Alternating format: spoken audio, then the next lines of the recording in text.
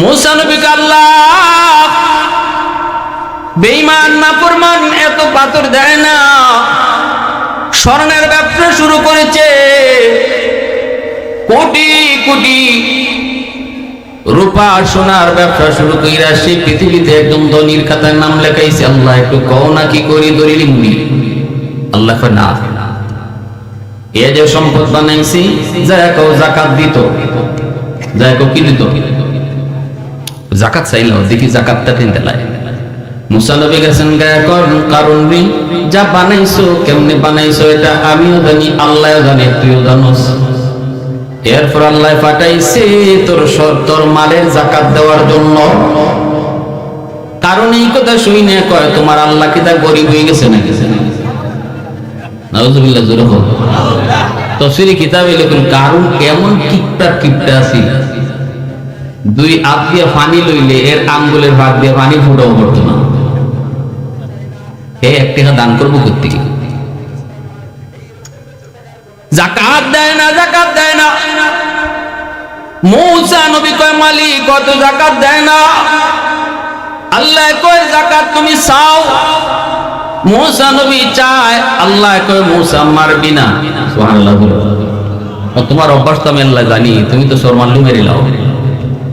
মুসা নবী তো এমনি আব্দুল্লাহ শেষ, অতএব সাবধান, মাইরো না, যাকাত চাইতে দাও। যখন যাকাত দেয় না মুসা নবীও চায়, তখন কারণ মনে মনে কয় বুঝছি আমার ভাই আমার পিছে যেভাবে লাগছে, আমার সম্পদের লোক পড়ছে, ভাইয়ের সম্পদ মনে হয় এইভাবে জাকাত করে লই যাইব, অতএব বাইরে তামানো দরকার, ভাইয়ের বিরুদ্ধে একটা ষড়যন্ত্র করা দরকার। কারণে ওনার বিরুদ্ধে একটা ষড়যন্ত্র করলো, কয় সমাজের মানুষের কাছে বাইরে বেইজ্জত করা লাগবো, ইনি যে নবী, ইনার উম্মতের কাছে ইনারে বেইজ্জত করবো।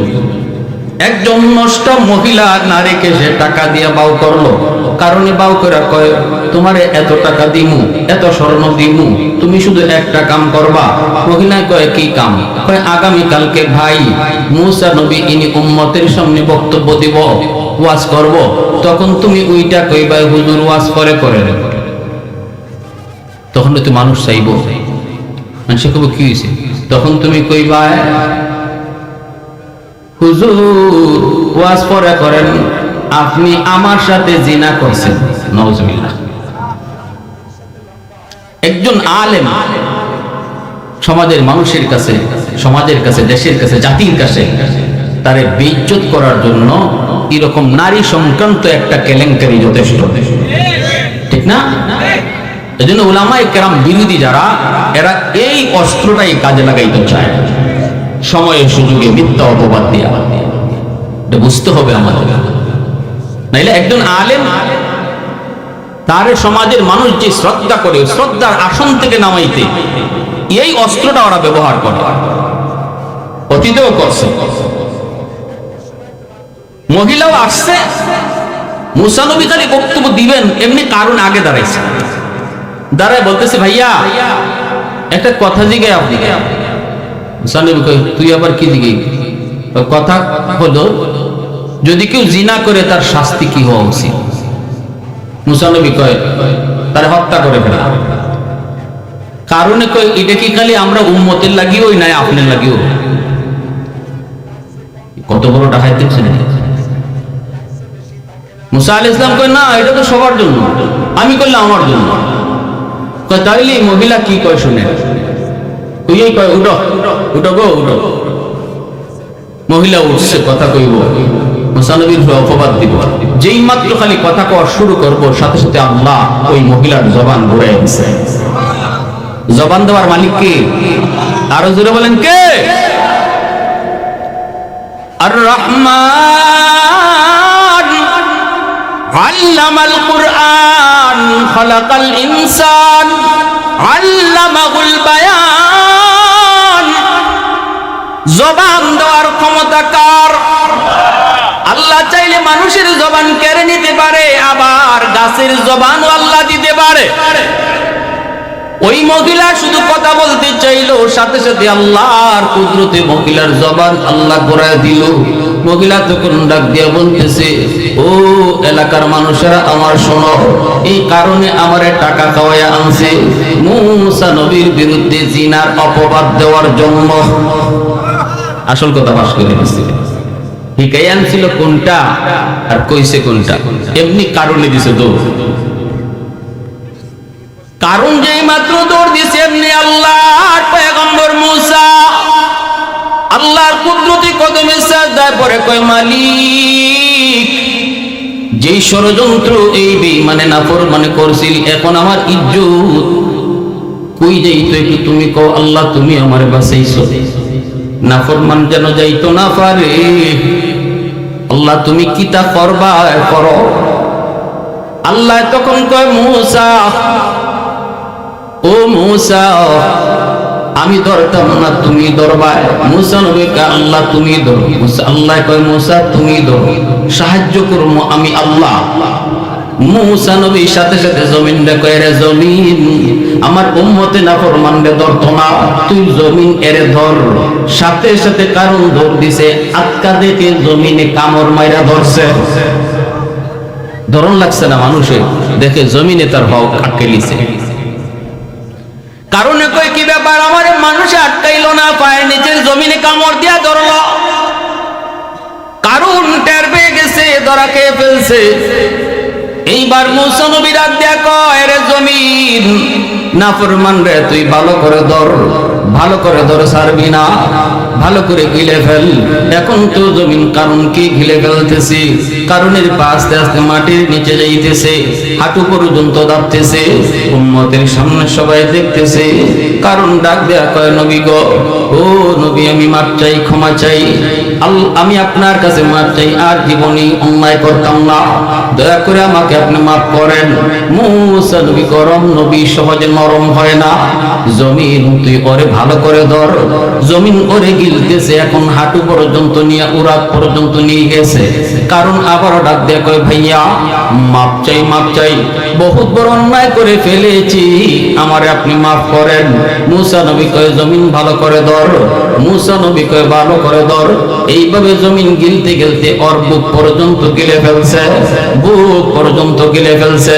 এইবার কারণে কয়, বুঝছি আপনি আমারে মাটির নিচে দাবাইয়া আমার সম্পদের প্রতি আপনার লোভ লাগছে, আপনি আমার সম্পদের মালিক হইতে চান। নাউজুবিল্লাহ। মূসা নবী কয়, মালিক নাফরমান কয় কি, অতএব ওর সম্পদ ওর চোখের সামনে মাটির নিচে দাবাও, ও নিজের চোখে দেখো ওর সকল সম্পদ ওর সাথে মাটির নিচে দাবে। কারণ দেখতেছে এখন শুধু সে নিচের দিকে যায় না, তার সকল সম্পদ নিচের দিকে মাটির নিচে দাবে। এইবার কারণে কয়, নবী গো, ও ভাইয়া আমি তো আপনার বোনের জামাইও, এতটুকুর খাতির অন্তত আমার দয়া করেন।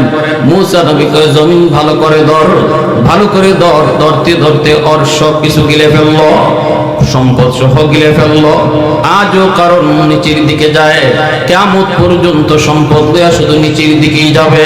ভাইরা বন্ধুরা, যখন কারণকে পাটির নিচে দাবায় দিয়েছে আল্লাহ পাক, তখন আল্লাহ পাক মূসা নবীর একটা কথা কইছিল। এই কথাটাই বোঝানো আমার উদ্দেশ্য। মনোযোগ আছে আপনাদের? আল্লাহ কইছিল, মূসা এতবার এতবার কারণ তোমার কাছে মাপ চাইলো, তুমি তারে মাপ দিলাই না রে। এ মূসা মনে রাখো, ভালো করে শুনে রাখো, কারণ যদি ওই সময় তোমার কাছে মাপ না চাইয়া আমি আল্লাহর কাছে মাপ চাইতো, আমি আল্লাহ একবার মাপ চাইলো আমি তারে মাফ করে দিতাম।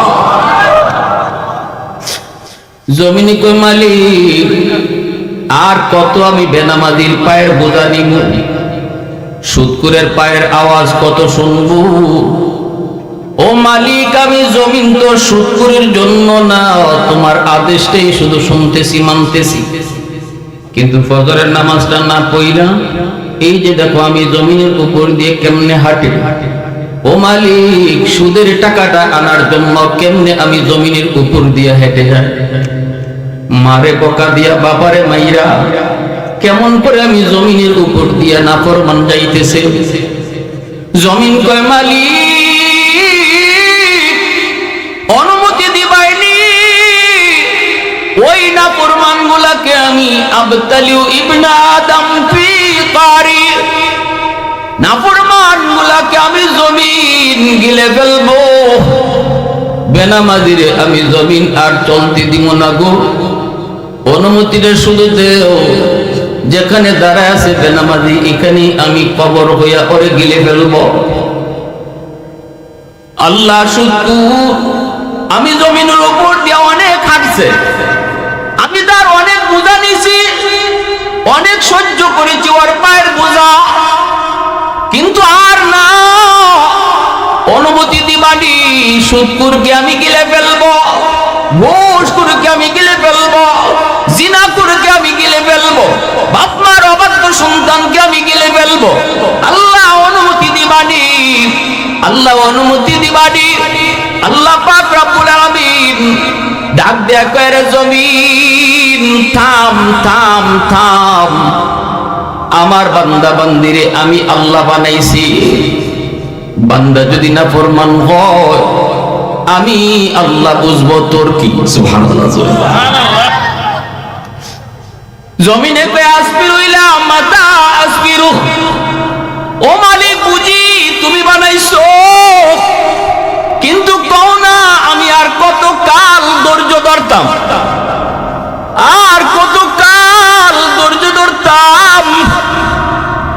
আল্লাহ তুমি কও না, আশার আযান হয়েছে, নামাজের দিকে মুসল্লিরা যায়, নাফরমান হোটেলে বৈশা এখনো বিড়ি টানে আর টেলিভিশন দেখে।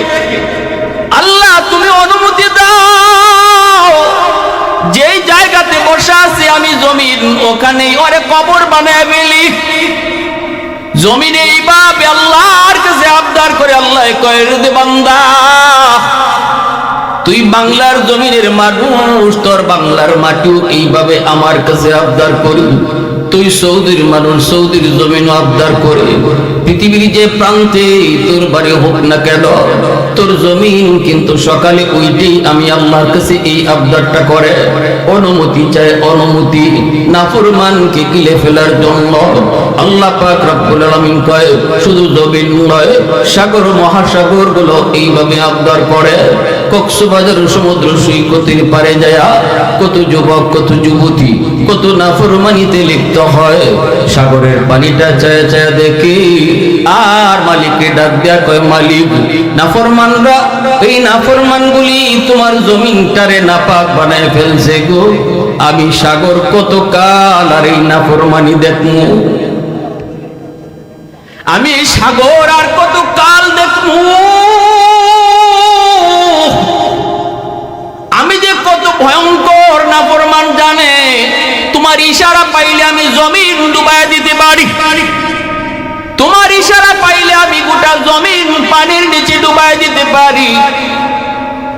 বরিশালের সিডোর গিয়েছিলাম, পাথরঘাটা গেলাম তো গেলাম, যেই মানুষগুলা বেঁচে আছে তারা লাইন ধরলো, প্রতিটা ঘরের মানুষকে যখন সাহায্য করতেছি, ত্রাণ দিতেছি, টাকা দিতেছি, একজন একজন করে আইতেছে আর কইতেছে, হুজুর এই যে বাচ্চাটা আপনার সামনে আসছে সাহায্য নেওয়ার জন্য, এই বাচ্চাটার ফ্যামিলিতে তারা 5 জন ছিল, বাপ মা ভাই বোন, শুধু এই বাচ্চাটা আল্লাহর কুদরতে বেঁচে আছে, বাকি মা বাবা ভাই বোন কেউ বেঁচে নাই। ওই পানি তাদেরকে নিয়ে গেল, লাশটা পর্যন্ত আমরা পাই নাই গো। পানি চলে যাওয়ার পর যখন আমরা হাঁটতেছি, তখন একটা গাছের উপরে, তাল গাছের উপরে এই বাচ্চাটার কান্নার আওয়াজ আমরা শুনতে পেয়েছি। এখনো মনে আছে আমার, পত্রিকায় এসেছিল, প্রথম আলো পত্রিকায়, মেয়েটার নাম সুমিত, 6 বছর থেকে 7 বছরের সুমিত, ঠিক মতো সাঁতার জানে না, কিন্তু মা বাবা ভাই বোন যারা বড় ছিল কেউ বেঁচে নাই, লাশটা পর্যন্ত খুঁজে পাওয়া যায় নাই। এলাকার মানুষেরা কয়, আমরা যখন যাচ্ছিলাম একটা বাচ্চার কান্নার আওয়াজ শুনতে পেয়েছি, কোন দিক থেকে কান্নার আওয়াজটা আসতেছে, আমরা তো অবাক, ডানে তাকাই বামে তাকাই, হঠাৎ করে একজনে কয়, ভাই রে আওয়াজটা তো তাল গাছের উপর থেকে আসতেছে। এই তাল গাছের উপরে ঝুপড়ির মধ্যে গাছের পাতা টাতা জড়ায়া সুমি আল্লাহর কুদরতে বেঁচে আছে, আল্লাহর কুদরতে বেঁচে আছে। হুজুর, এই যে এখানে একটা ভিটা ছিল, ঘরের কোনো অস্তিত্ব নাই, বাড়ির কোনো অস্তিত্ব নাই, চোখ দিয়ে পানি ধরে কান দিয়ে আর দেখতেছি। একটু পরেই বঙ্গোপসাগরের পানিতে যায় নামলাম, পানিতে যায় গেলাম, পানিতে নাই মা, পানিটা আমি হাতে নিলাম। হাতে নেওয়া মাত্র আমার চোখ থেকে দর দর করে পানি ধরতে লাগলো। আর বলতেছি, মালিক, সাগরের পানিটা এখন হাতে নিলাম, যেন পানি কিছুই বুঝে না, কিছুই জানে না। গতকালকে এই পানিটা এই এলাকা জুড়ে কিয়ামত ঘটাইছি, কত মানুষের প্রাণ নিছে, কেউ জানে না, কতজন কোন জায়গায় হারায় গেছে। আজকে এই পানি বড় শান্ত, যেন কিছুই জানে না। ও মালিক, এটা পানির তো ক্ষমতা না, তোমার ইশারা ছিল। আল্লাহ, তোমার ইশারায় পানি জীবন নিতে পারে, আবার শান্ত হতে পারে।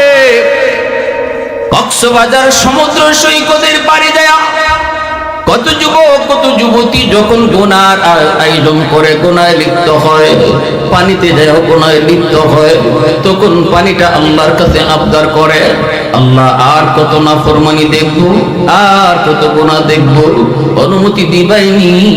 নাফরমানরা জমিনটারে নাপাক বানায় ফেলাইছে, আমি পানি দেয়া জমিনটারে পাক বানায় দেই, নাফরমান গুলাকে আমি পানিতে চুবায়া মারি। আল্লাহ পাক রব্বুল আলামিন ওই সাগর মহাসাগরকেও জমিনের মতো ধমক দেয়, উস্কুতু, চুপ হয়ে যাও, কারণ এই মানুষ তোমরা বানাও না, বানাইছি আমি আল্লাহ, বানাইছি আমি আল্লাহ। শুধু আমি বানাইছি তা না, সমস্ত কায়নাতের ভিতরে, আমার সকল সৃষ্টি জগতের ভিতরে মানুষকে আমি আল্লাহ সবচেয়ে আদর করে বানাইছি। আল্লাহ পাক রব্বুল আলামিন ডাক দেয়া করে, জমিন, এ জমিন ভালো করে শুন, আসমান আমি আল্লাহ বানাইছি কুন ফায়াকুন বইলা, জমিনও বানাইছি কুন ফায়াকুন বইলা। কইছে কোন, সাথে সাথে ফায়াকুন হয়ে গেছে। আসমান তুমি হও, হয়ে গেছে। জমিন তুমি হও, হয়ে গেছে। ফেরেশতা তুমি হও, হয়ে গেছে। জান্নাত তুমি হও, হয়ে গেছে। জাহান্নাম হও, হয়ে গেছে। কোনটা বানাইতে আমি আল্লাহ হাত লাগাইছি না, হাত লাগানোর প্রয়োজন হয় না, আমি কোন বলার সাথে সাথেই হয়ে যায়। কিন্তু এর জমিন শুন, জাননি জাননি এই মানুষ বানাইতে আমি আল্লাহ শুধু কোন কে বানাই নাই। পারতাম যদি বলতাম এ আব্দুল করিম কোন, সাথে সাথে আব্দুল করিম হয়ে যাইত, এ আব্দুর রহিম কোন, আব্দুর রহিম হয়ে যাইত। কিন্তু না, ওই মানুষ আমি আল্লাহ এত আদর করে বানাইছি, কোন কে বানাই নাই। যখনই বানাইতে গেলাম তখন আমি আল্লাহ আমার নিজের হাত লাগায় বানাইছি। আল্লাহ পাক কই, খালাকতু বিয়াদাইয়া, আমি আমার নিজের হাত লাগাইছি। এত মায়া, এত আদর, এত মায়া, এত আদর করে যেই মানুষকে আমি আল্লাহ বানাইছি রে, এই মানুষকে মারতে আমি আল্লাহর বড় কষ্ট হয়। তোরা তো বানাও না, এজন্য তোমাদের মায়াও নাই, বানাইছি আমি আল্লাহ, এজন্য দরদ আমার বেশি। নূহ আলাইহিস সালাম কে আল্লাহ রব্বি লা তাদার আলাল আরদি মিনাল কাফিরিনা দাইয়ারা, আল্লাহ সবগুলি নাফরমানদের শেষ করে দাও, কারণ ওরা আমাকে মানে না। আল্লাহ পাক নূহ, এটা কি তোমার ওই দোয়া, যেই দোয়া কবুল করার গ্যারান্টি দিয়েছি? নূহ নবী কয়, মালিক, এটা আমার ওই দোয়া, কবুল করার গ্যারান্টি তুমি যেটা দিয়েছো। আল্লাহ পাক কয়, নেও, আমি কবুল করলাম। নবীজি বলেন, লিকুল্লি নাবিয়্যিন দাওয়াতুন মুস্তাজাবাতুন ফাতাআজ্জালা কুল্লু নাবিয়্যিন দাওয়াতাহু। সমস্ত নবীদেরকে আল্লাহ পাক একটা দোয়া দুনিয়াতে কবুল করার গ্যারান্টি দিয়েছেন। সব নবী যার যার দোয়া দুনিয়াতেই কবুল করে আনিছে, কিন্তু আমি এই দোয়াটা দুনিয়াতে আল্লাহর কাছে চাই নাই। তায়েফের জমিনে আমি এই দোয়াটা আল্লাহর কাছে চাই নাই। উহুদের ময়দানও এই দোয়াটা আল্লাহর কাছে করি নাই। আমি নবীর দান শহীদ হয়েছে গো, তায়েফের জমিনে আমি রক্তাক্ত হয়েছি, এরপর আল্লাহর কাছে এই দোয়া করি নাই। এই দোয়াটা আমি আমার অন্তরে রেখে দিয়েছি রে উম্মত। ইন্নী খিতাবাতু দাওয়াতি শাফাআতাল লি উম্মতি। আমি এই দোয়াটা আমার অন্তরে রেখেছি, কিয়ামতের ময়দানে যেন আমার উম্মতের সুপারিশের কাজে লাগাইতাম পারি। আওয়াজ দিয়া কও না সুবহানাল্লাহ। মুসলমানের আওয়াজে সুবহানাল্লাহ।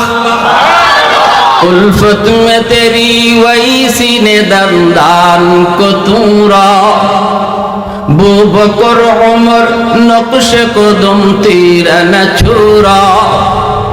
उल्फत में तेरी वही सीने दंदान को तूरा, बू बकर उमर नक्श कदम तेरा न छुरा।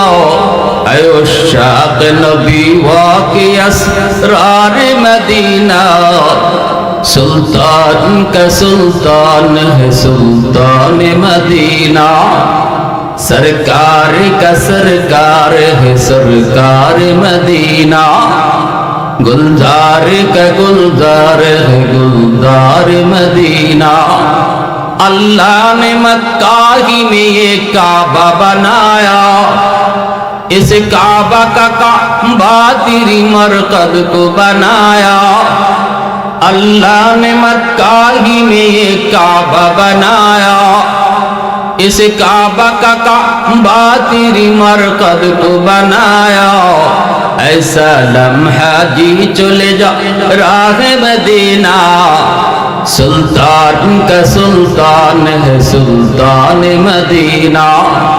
सरकार का सरकार है सरकार मदीना, गुलजार का गुलजार है गुलजार मदीना।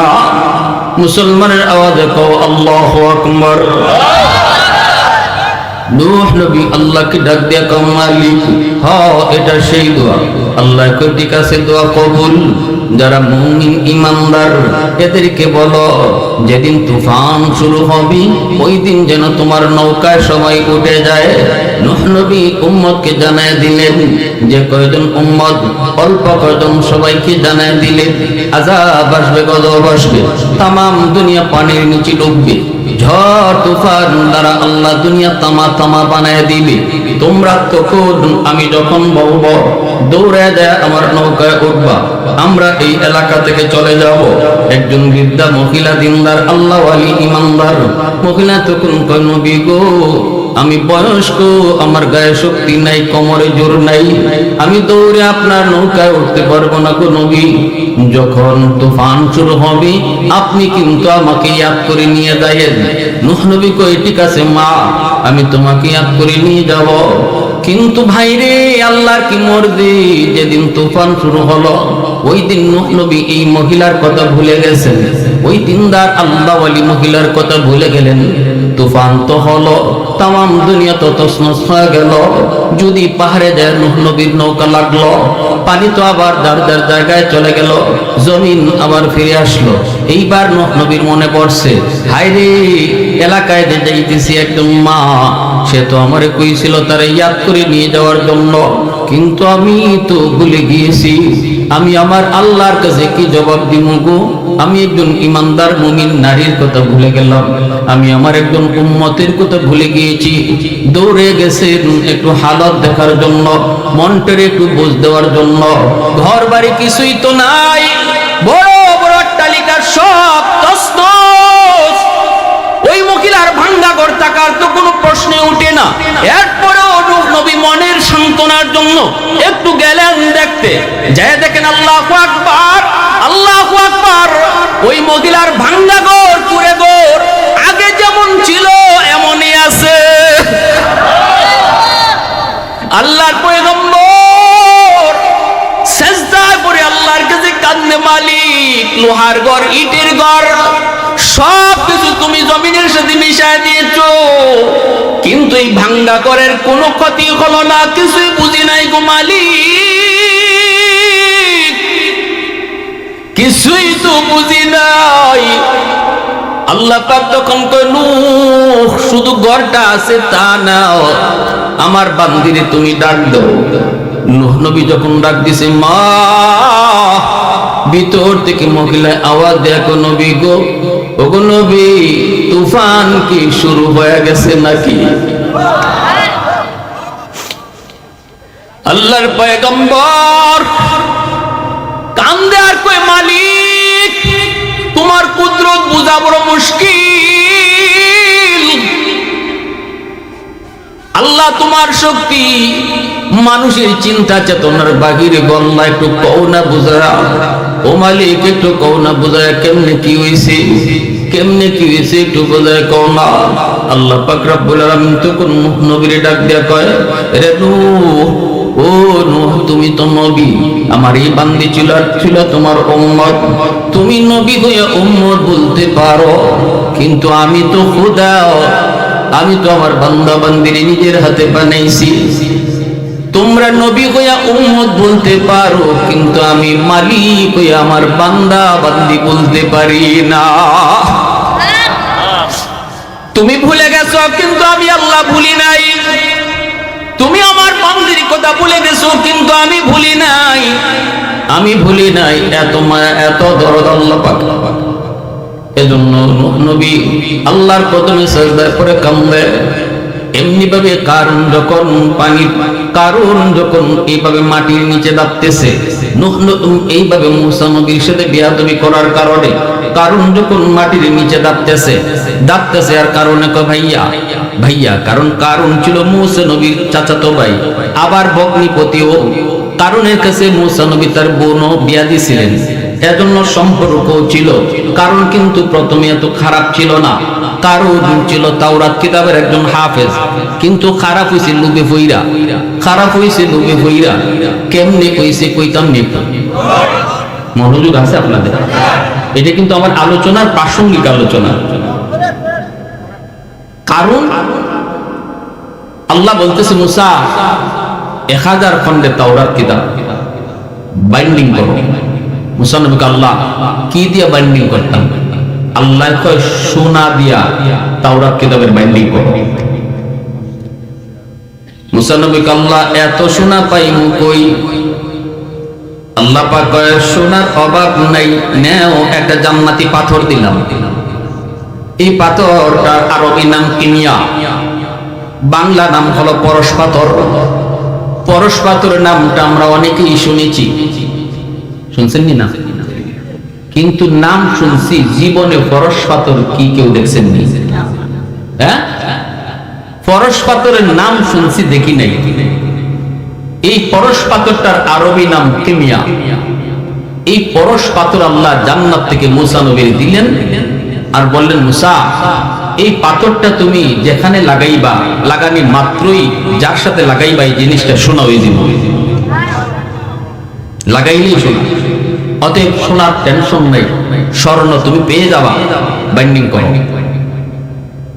জান্নাতি পাথর, মুসা নবী জান্নাতি পাথর পাওয়ার পর এখন স্বর্ণের টেনশন নেই। কিন্তু স্বর্ণ দিয়া যদি কাম করতে হয়, স্বর্ণকার লাগবে। কারণ ছিল স্বর্ণকার, আবার একজন বুজুর্গ। মুসা নবী কইতেছে, রে কারুন, তাওরাত কিতাবের বাইন্ডিং লাগবো। কারণে কই ভাইয়া কি দিয়া বাইন্ডিং করমু? আল্লাহ কইছে স্বর্ণ দিয়া। কারণে কয় ভাইয়া এত স্বর্ণ পাইমু কই? মুসা নবী কয় স্বর্ণের ব্যবস্থা হইছে। কারণে কয় কেমনে? মুসা নবী কয় জান্নাতি পাথর পাইছি, আল্লাহ পাঠাইছে। যেখানে লাগাইবা এখানেই সোনা, পাহাড়ে লাগাইলে পুরা পাহাড়টা হয়ে যাবে সোনা। এ কারণ স্বর্ণের ব্যবস্থা হয়েছে, এখন স্বর্ণকারের প্রয়োজন। কাম করবে তুমি, নেও তোমারে পাথরটা দিলাম। কাম শেষ হয়ে গেলে পরে তুমি পাথরটা ফেরত দিয়ে দিও। আল্লাহর দেওয়া পাথর আল্লাহরে ফেরত দিয়ে দিব। কারণে কয় ঠিক আছে ভাইয়া, কোনো টেনশন করেন না। কিন্তু যখন বাইন্ডিং এর কাম শেষ হলো, পাথরটা কারণে ফিরাইয়া দেওয়ার কথা, ফিরাইয়া না দিয়া ভিতরের লোক ঢুকে গেছে। কারণে মুসা নবী কয় কারণ পাথর দেও। কারণ কয় ভাইয়া কেমনে কই তোমারে গো, পাথরটা তো হারায়া গেছে। পাথরটা কি গেছে? মুসা নবী কয় দেখ কারণ মিছা কথা কইস না, তাড়াতাড়ি দেলা। আর আমি কি পরিমাণ গরম এটাও তো তুই জানো। মুসা নবী নরম নাকি গরম? খালি গরম না বেশি গরম? মুসা নবীর যখন রাগ উঠতো, গুসা উঠতো, তখন শরীরের পশম কাটা যেভাবে খার হয় এভাবে খারাই দিত।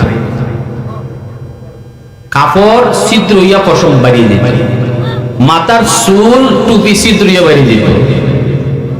ইজাত গরম নবী। এজন্য মুসা আলাইহিস সালাম এই পশম থামায়া লাগবার লাগি কাপড়ের নিচে আরেকটা কাপড় রাখতেন, যেটা পশমটারে বাইরেতে না। এত গরম নবী। এই গরম নবীর কারণে কয় ভাইয়া কেমনে কই পাথরটা তো হারাই গেছে। মুসা নবী কয় সাবধান, মিছা বলবি না। কয় ভাই আমি জীবনে মিছা কথা কই নাই, সত্য বলেছি, আমার পাথরটা হারা গেছে যেটা আপনি দিয়েছিলেন। এইবার মুসা নবী আল্লাহরে কয় আল্লাহ এই নাফরমানে তো লুপ করে ফেলছে, মনে হয় পাথরটা দিবে না। কয় হারায় গেছে। আল্লাহ পাক রব্বুল আলামিন কয় মুসা পাথরটা হারায় নাই, পাথরটা ও নাফরমানে লুকাই লিছে। এটা আমি আল্লাহ জানি, তুমিও টের পাইছো। বুঝছি এ পাথর তোমার দিত না, ঠিক আছে আর চাইও না, দেখি এ পাথর দিয়ে কিতা করে। পাথর দিয়ে কারণ এই পাথর পাইয়া গোপনে গোপনে মাটির চাকা, পাথরের চাকার মধ্যে এই পাথরটা ঘষা দিয়া দিয়া সোনা লাগায়, সোনা বানায়। অল্প দিনের ভিতরে কারণ বিদেশের সাথে স্বর্ণের ব্যবসা শুরু করছে। স্বর্ণের ব্যবসা, পাহাড় পর্যন্ত স্বর্ণ বানায় ফেলতেছে কারণ। মুসা আলাইহিস সালাম কয় কারণ রে এত সোনা তুই কই পাস? কই ভাই ব্যবসায় বরকত দিছে। ব্যবসা কি দিছে? মুসা নবী কয় এখনো বালা আছে, আগুন নিয়ে খেলিস না। আগুন নিয়ে এটা জান্নাতি পাথর, আল্লাহও জানে তোর কাছে, আমিও জানি তোর কাছে। দেলা এরপরও হারামি কর না ভাই, ভাই আমার কাছে পাথর নাই। মুসা নবী আল্লাহ বেঈমান নাফরমান এত পাথর দেয় না, স্বর্ণের ব্যবসা শুরু করেছে, কোটি কোটি রূপা সোনার ব্যবসা শুরু কইরা সে পৃথিবীতে একদম ধনীর খাতায় নাম লেখাইছে। আল্লাহ একটু কও না কি করি দলিল মুনি? আল্লাহ কয় না, এ যে সম্পদ বানাইছি যায়া কও যাকাত দিত, যায়া কও কি দিত? যাকাত চাইলো, দেখি যাকাতটা দিন দেলায়। মুসা নবী গেছেন গায়ে কারণ যা বানাইছো কেমনে বানাইছো এটা আমিও জানি, আল্লাহও জানে, তুইও জানোস। এরপর আল্লাহ পাঠাইছে তোর মালের যাকাত দেওয়ার জন্য। কারণ এই কথা শুনে কয় তোমার আল্লাহ কি তা গরিব হয়ে গেছে নাকি? নাউজুবিল্লাহ, জোরে হোক। তাফসীরে কিতাবে লেখেন কারণ এমন কিপটা আছে, দুই হাত দিয়ে পানি লইলে এর আঙ্গুলের ভাগ দিয়ে পানি ফুটাও করতো না। এক টাকা দান করবো করতে গিয়ে যাকাত দেয় না, যাকাত দেয় না। মুসা নবী কয় মালিক কত যাকাত দেয় না। আল্লাহ কয় যাকাত তুমি চাও। মুসা নবী চায়, আল্লাহ কয় মুসা মারবি না। সুবহানাল্লাহ। তোমার অভ্যাস তো আমি আল্লাহ জানি, তুমি তো সর মারলু মেরে লাও। মুসা নবী তো এমনি হাত তুললেই শেষ। অতএব সাবধান, মাইরো না, যাকাত চাইতে হবে। যখন যাকাত দেয় না মুসা নবীও চায়, তখন কারণ মনে মনে কয় বুঝছি আমার ভাই আমার পিছে যেভাবে লাগছে, আমার সম্পদের লোক পড়ছে, ভাইয়ের সম্পদ মনে হয় এইভাবে জাকাত করে লই যাইব। অতএব বাইরে তামানো দরকার, ভাইয়ের বিরুদ্ধে একটা ষড়যন্ত্র করা দরকার। কারণে উনার বিরুদ্ধে একটা ষড়যন্ত্র করলো, কই সমাজের মানুষের কাছে বাইরে বেইজ্জত করা লাগবো, ইনি যে নবী, ইনার উম্মতের কাছে ইনারে বেইজ্জত করলো। একজন নষ্ট মহিলা নারীকে সে টাকা দিয়ে বাউ করলো, কারণে বাউ করে কয় তোমারে এত টাকা দিমু, এত স্বর্ণ দিমু, তুমি শুধু একটা কাম করবা। মহিলা কয় কি কাম? কয় আগামী কালকে ভাই মুসা নবী ইনি উম্মতের সামনে বক্তব্য দিব, ওয়াজ করব, তখন তুমি ওইটা কইবা হুজুর ওয়াজ করে করে। তখন তো মানুষ চাইব, মানুষে কব কি হয়েছে? তখন তুমি কইবা হুজুর ওয়াজ পরে করেন, আপনি আমার সাথে জিনা করছেন। নাউজুবিল্লাহ। একজন আলেম সমাজের মানুষের কাছে, সমাজের কাছে, দেশের কাছে, জাতির কাছে তারে বেইজ্জত করার জন্য এরকম নারী সংক্রান্ত একটা কেলেঙ্কারি যথেষ্ট, ঠিক না? এজন্য উলামায়ে কেরাম বিরোধী যারা, এরা এই অস্ত্রটাই কাজে লাগাইতে চায়, সময়ের সুযোগে মিথ্যা অপবাদ দিয়া। এটা বুঝতে হবে আমাদের, নাইলে একজন আলেম তার সমাজের মানুষ যে শ্রদ্ধা করে, শ্রদ্ধার আসন থেকে নামাইতে এই অস্ত্রটা ওরা ব্যবহার করে, অতীতেও করছে।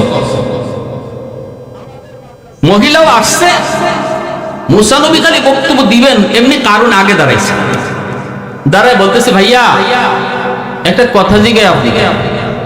মুসা নবী কই তুই আবার কি জিজ্ঞাসা? কথা হলো যদি কেউ জিনা করে তার শাস্তি কি হওয়া উচিত? মুসা নবী কয় তার হত্যা করে ফেলা। কারণে কয় এটা কি খালি আমরা উম্মতের লাগিও নাই আপনার লাগিও? কত বড় ডাকাত দেখছেন? মুসা আলাইহিস সালাম কয় না, এটা তো সবার জন্য, আমি করলে আমার জন্য। কয় তাইলে মহিলা কি কয় শুনে? ওই কয় উঠো উঠো গো উঠো। মহিলা উঠছে, কথা কইব, মুসা নবীর অপবাদ দিব। যেই মাত্র খালি কথা কওয়া শুরু করব, সাথে সাথে আল্লাহ ওই মহিলার জবান ঘুরাই দিছে। জবান দেওয়ার মালিক কে? আরো জোরে বলেন কে? আর রহমান আল্লামাল কুরআন খালাকাল ইনসান আল্লামাহুল বায়ান। জবান দেওয়ার ক্ষমতা কার? আল্লাহ চাইলে মানুষের জবান কেড়ে নিতে পারে, আবার গাছের জবানও আল্লাহ দিতে পারে। ওই মহিলা শুধু কথা বলতে চাইলো, সাথে সাথে আল্লাহর কুদরতে মহিলার জবান আল্লাহ ঘোরায় দিল। মহিলা তখন ডাক দিয়া বলতেছে, ও এলাকার মানুষেরা আমার শোনো, এই কারণে আমারে টাকা খাওয়াইয়া আনছে মুসা নবীর বিরুদ্ধে জিনার অপবাদ দেওয়ার জন্য। আসল কথা পাশ করে দিচ্ছে, হিকাই আনছিল কোনটা আর কইছে কোনটা, এমনি কারণে দিছে দৌড়। কারণ যেই মাত্র দৌড় দিছে, এমনি আল্লাহর পয়গম্বর মুসা আল্লাহর কুদরতি কদমে সাজদা পড়ে কয় মালিক, যেই ষড়যন্ত্র এই বেঈমানে নাফরমানি করছিল, এখন আমার ইজ্জত কই যাইতো একটু তুমি কও আল্লাহ, তুমি আমারে বাঁচাইছো, নাফরমান যেন যাইতো না পারে। আল্লাহ তুমি কি তা করবা করো। আল্লাহ তখন কয় মুসা, ও মুসা আমি ধরতাম না, তুমি ধরবা। মুসা নবী কয় আল্লাহ তুমি ধরো। আল্লাহ কয় মুসা তুমি ধরো, সাহায্য করবো আমি আল্লাহ। মুসা নবীর সাথে সাথে জমিন রে কয় রে জমিন, আমার উম্মতে নাফরমানরে ধরতো না, তুই জমিন এরে ধর। সাথে সাথে কারণ ধর দিছে, আটকা দেখে জমিনে কামড় মাইরা ধরছে। ধরন লাগছে না মানুষে, দেখে জমিনে তার হক আটকাইছে। কারণে কই কি ব্যাপার, আমার মানুষে আটকাইলো না, পায়ের নিচের জমিনে কামড় দিয়া ধরলো। কারণ টের পেয়ে গেছে, ধরা খেয়ে ফেলছে। এইবার মুসা নবী ডাক দিয়া কয় রে জমিন, নাফরমান রে তুই ভালো করে ধর, ভালো করে ধর, ছাড়বি না। ভালো করে গিলে ফেল। এখন তো জমিন কারণকে গিলে ফেলতেছে, কারণের পা আস্তে আস্তে মাটির নিচে যাইতেছে, হাঁটু পর্যন্ত দাবতেছে। উম্মতের সামনে সবাই দেখতেছে। কারণ ডাক দেয়া কয়, নবী গো, ও নবী, আমি মাপ চাই, ক্ষমা চাই, আমি আপনার কাছে মাপ চাই, আর জীবনে অন্যায় করতাম না, দয়া করে আমাকে আপনি মাফ করেন। মূসা নবী গরম নবী, সহজে নরম হয় না। জমিন তুই ওরে ভালো করে ধর। জমিন ওরে গিলতেছে, এখন হাঁটু পর্যন্ত নিয়ে উরাত পর্যন্ত নিয়ে গেছে। কারণ আবারও ডাক দেয়া কয়, ভাইয়া মাপ চাই, মাপ চাই, বহুত বড় অন্যায় করে ফেলেছি, আমারে আপনি মাফ করেন। মূসা নবী কয়, জমিন ভালো করে ধর। মূসা নবী কয়, ভালো করে ধর। এইভাবে জমিন গিলতে গিলতে ওর বুক পর্যন্ত গিলে ফেলছে, বুক পর্যন্ত গিলে ফেলছে। এইবার কারণে কয়, বুঝছি আপনি আমারে মাটির নিচে দাবাইয়া আমার সম্পদের প্রতি আপনার লোভ লাগছে, আপনি আমার সম্পদের মালিক হইতে চান। নাউজুবিল্লাহ।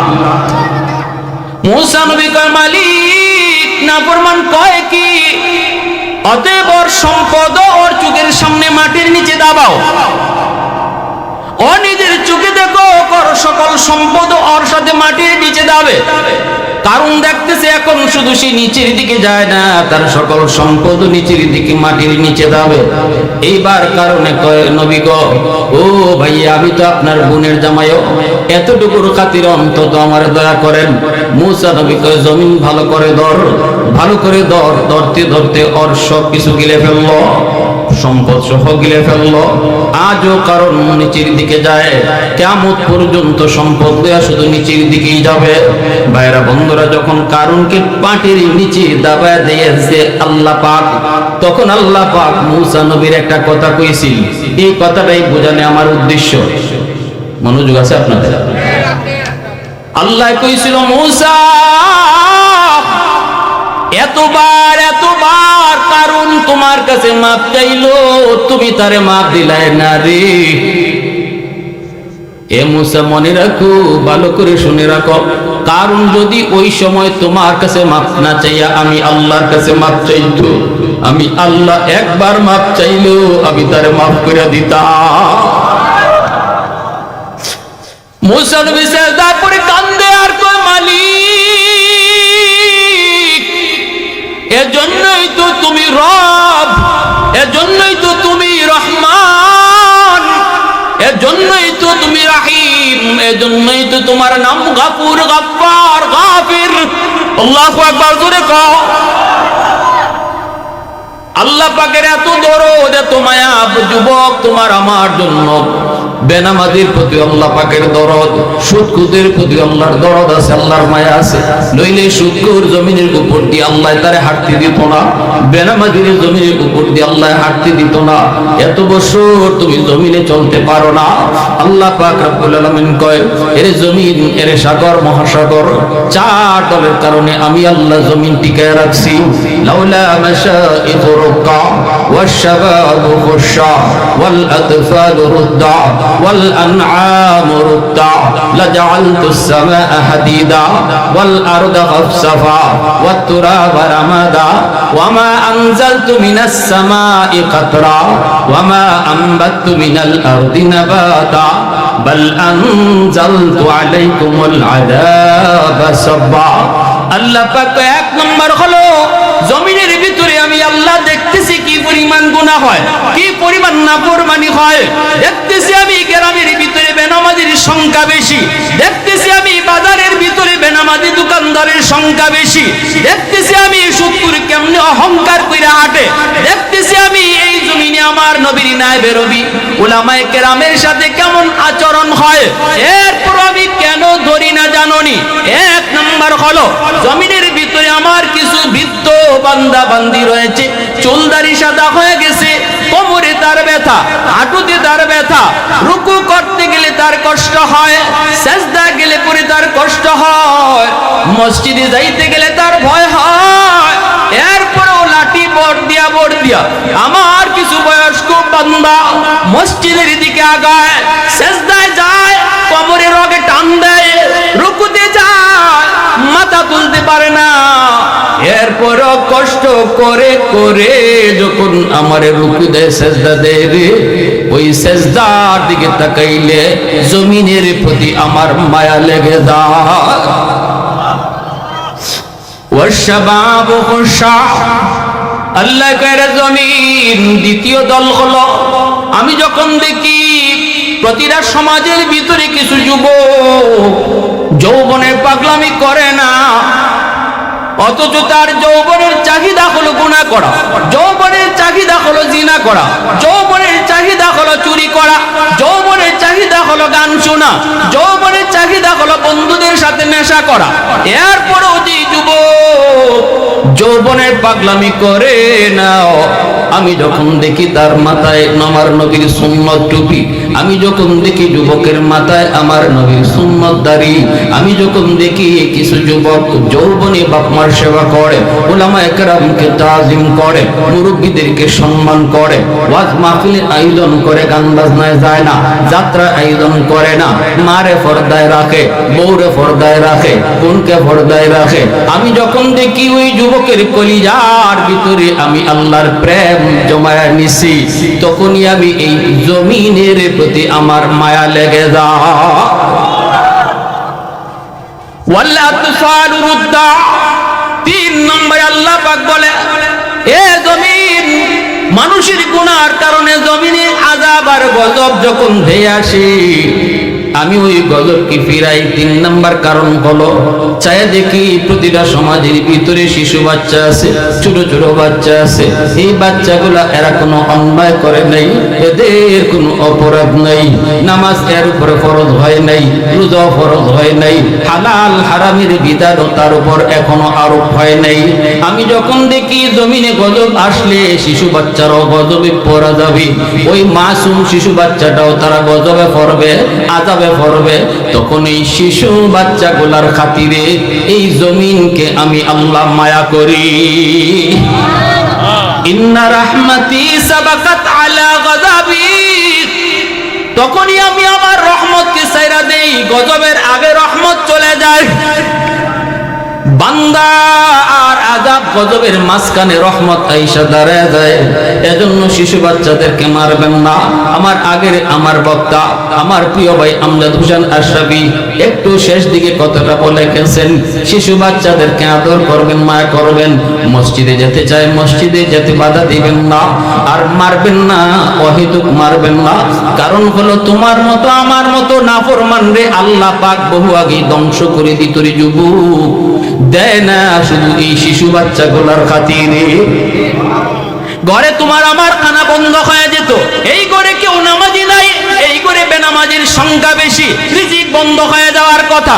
এরপর আল্লাহ পাক রিজিক চালু রাখে, ফেরেশতাদেরকে ডাক দিয়া কয়, দেখো না এই ঘরের মধ্যে একটা অবুঝ শিশু বাচ্চা আছে, ওর তো কোনো গুনাহ নাই, ওর তো কোনো অন্যায় নাই, ও তো নাফরমানি বুঝে না, অতএব ওর খাতিরে ঘরে তোমরা রিজিক পাঠায় দাও।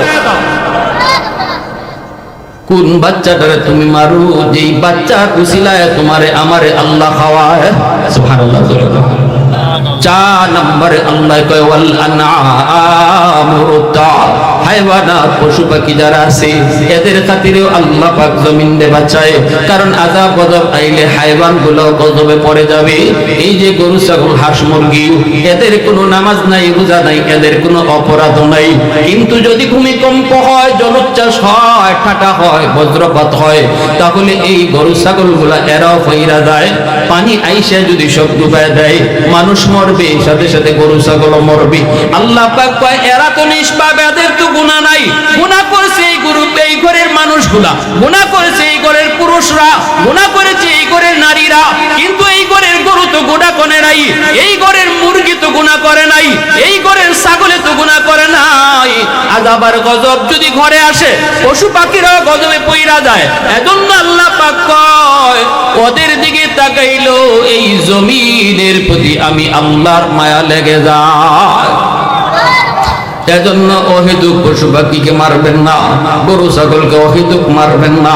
হাকিমুল উম্মত মুজাদ্দিদ মিল্লাত মাওলানা আশরাফ আলী থানভী লিখতে বসছেন ফজরের পরে, দেখেন লিখা আসে না, লিখা বের হয় না।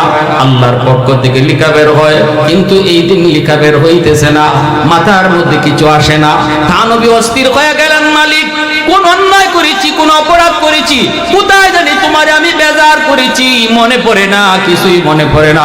হঠাৎ করে মনে পড়লো বিবি সাহেব বাপের বাড়ি গেছেন, আর কইয়া গেছেন, স্বামী গো, আমার মুরগির বাচ্চাটা মুরগি সহ উগারের মধ্যে আছে, ফজরের পরে কিন্তু আপনি মুরগি সহ বাচ্চাটার সাইরা দিয়েন, নাইলে কষ্ট হবে। হুজুরে ফজরের নামাজ পড়িয়া তিনি কিতাব লিখতে বসে গেছেন, মনে নাই। আর ওইদিকে মুরগি আর বাচ্চার কষ্ট হওয়ার কারণে কিতাবের লেখা আল্লাহ আটকায়া দিছে। হাকিমুল উম্মত দৌড়ে গিয়া মুরগির বাচ্চা সহ কুয়ার থেকে কইলা দিছেন। এরপরে আয়েশা আল্লাহর নাম নিয়ে যখন কলম নিয়ে বসছেন, অটো আল্লাহ পাক কলম চালায়া দিছে। এজন্য পশু পাখি হায়ওয়ানাতকে অযথা মারা যাবে। আল্লাহ কয়, যদি এই চারজন না থাকতো লাজালতুস সামা আহাদিদা, আসমান আমি লোহা বানাই দিতাম, ওয়াল আরদা খাফসাফা, জমিন আমি তামা বানাই দিতাম, ওয়াল আরদা তামা আমরামাদা, বাল আনজালতু আলাইহি ওয়া মা আনজালতু মিনাস সামাই কাতরা, রহমতের বৃষ্টি আমি জমিনে দিতাম না, ওয়া মা আমবাতু মিনাল আরদি নাবাতা, একটা শস্যের দানাও জমিনে উঠতে আমি দিতাম না, বাল আনজালতু আলাইকুমুল আযাবা সাব্বা, পরপর জমিনে শুধু আযাব আর গজব আসতো। যদি এই চার দল জমিনে না থাকতো, ভাইরা বন্ধুরা, জন্য জমিন টিকে আছে আল্লাহর ইবাদত আর বন্দেগীর কারণে। মুমিন ইমানদার নামাজীর উসিলায় আল্লাহ পাক আসমান জমিন টিকে রাখছে। ও যুবক, তোমার মতো একজন নামাজি যুবকের উসিলায় আল্লাহ কয় আমি জমিন টিকে রাখছি।